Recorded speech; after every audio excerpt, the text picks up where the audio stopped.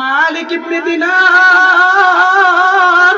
রাহমাতুল্লাহি আলাইহি চোরকে ডাক দিয়ে বলে, চোর বাবাজি, রে আল্লাহর গোলাম, রে আল্লাহর বান্দা, তুমি যখন আমার ঘরের ভিতরে প্রবেশ করলা চুরি করার জন্য, কোনো কিছু পাও নাই, কোনো কিছু পাইবাও না। কারণ কি জানো বাবাজি? বলে কি? বলে এই দুনিয়াদারি কোনো কিছু আমি জমা করি নাই। আল্লাহু আকবার বলেন। তুমি যে আমার ঘর থেকে চুরি কইরা একটা জিনিস নিয়ে যাইবা, রে এরকম জিনিস আমি দুনিয়ার মধ্যে আমি মালিক ইবনে দিনার জমা করি নাই, রাখি নাই। সুতরাং আমার ঘরের মধ্যে তুমি কিছু পাইবাও না। চোর বাবাজি কি মালিক ইবনে দিনার ডাক দিয়া বলে, রে আল্লাহর গোলাম, এইবার আমি মালিক ইবনে দিনার তোমার কাছে একটা জিনিস চাইবো, তুমি কি দিতে পারবানি? মালিক ইবনে দিনার রাহমাতুল্লাহি আলাইহি এই কথা বলার পর চোর ডাক দিয়ে বলে, আল্লাহর ওলি, কি জিনিস আপনি আমার কাছে চাইবেন? জানি না দিতে পারবো কিনা, তবে বলেন শুনি কি জিনিস আপনি চান? মালিক ইবনে দিনার রাহমাতুল্লাহি আলাইহি ডাক দিয়া বলে, আল্লাহর গোলাম, আমার ঘরের ভিতরে ঢুকলা চুরি করার জন্য, তুমি কিছু পাও নাই, আমি কথা দিলাম আমার ঘরে কিছু পাইবাও না।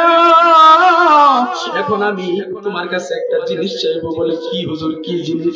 আল্লাহর ওলি ডাক দিয়া বলে, রে আল্লাহর গোলাম, তোমার কাছে কি আল্লাহর আখিরাতের কোন মাল সামানা আছে? আল্লাহু আকবার। আরে আল্লাহর গোলাম, তোমার কাছে কি আখিরাতের কোন পাথেও আছে? আখিরাতের কোন মাল সামানা আছে? ও গো আল্লাহর গোলাম, তোমার কাছে যদি আখিরাতের কোন মাল সামানা থাকে, কোন পাথেও থাকে, আমাকে দাও, আমি আল্লাহর কাছে ফিরে যাব, আমি আল্লাহর ইবাদত করব, আমি আল্লাহকে ডাকবো। চোর তো আশ্চর্য হয়ে যায়, অবাক জোরে চোখ বেয়ে বেয়ে কান্দে, হুজুরের পায়ের মধ্যে পড়ে গেছে। পায়ের মধ্যে পড়িয়া হুজুরকে ডাক দিয়ে বলে, হুজুর, বুঝতে পারি নাই আল্লাহর ওয়ালা যারা, আল্লাহর প্রেমে মগ্ন যারা, নামাজি যারা, রোজাদার যারা, ঈমানওয়ালা যারা, এদেরকে দুনিয়ার লোভের কাছে পরাজিত করা যায় না। ওগো আল্লাহর ওলি, আমার ভুল হয়ে গেছে, আমি আর চুরি করব না, আমাকে তাড়াতাড়ি তওবা করায়া দেন। আল্লাহর ওলি চোরকে গোসল করায়া, ওযু বানায়া, পবিত্র বানায়া ফজরের টাইমে মসজিদের মধ্যে নিয়ে গেছে। ফজরের টাইমে যখন মসজিদের মধ্যে চোরকে নিয়ে গেছে, সমস্ত মুসল্লিরা অবাক হয়ে গেছে। ব্যাপার কি? জামানার সবচেয়ে বিখ্যাত মনীষী আল্লাহর ওলি মালিক ইবনে দিনারের সাথে জামানার সবচেয়ে নিকৃষ্টতম চোর কেন আসলো? বুঝলাম না ব্যাপারটা। আল্লাহর ওলি নামাজ পড়িয়া সালাম ফিরছে। ফজরের নামাজের পরে সমস্ত মুসল্লিদেরকে সামনে নিয়ে বসছে। সমস্ত মুসল্লিদেরকে সামনে নিয়ে বসিয়া ডাক দিয়া বলে, আল্লাহর গোলামেরা, তোমরা কি অবাক হয়ে গেছো নি? বলে, হ্যাঁ হুজুর, অবাক হওয়ারই কথা। আপনার মতো বর্তমান জমানার বিখ্যাত একজন আল্লাহর ওলির সাথে জমানার নিকৃষ্টতম চোর কেন আপনার সাথে? বুঝলাম না। আল্লাহর ওলি ডাক দিয়ে বলে, আল্লাহর গোলামের দল, এই চোর রাত্রেবেলা গেছিল আমার বাড়িতে চুরি করার জন্য। চুরি করতে যাইয়া কোনো কিছুই তো আমার ঘরের মধ্যে পায় নাই।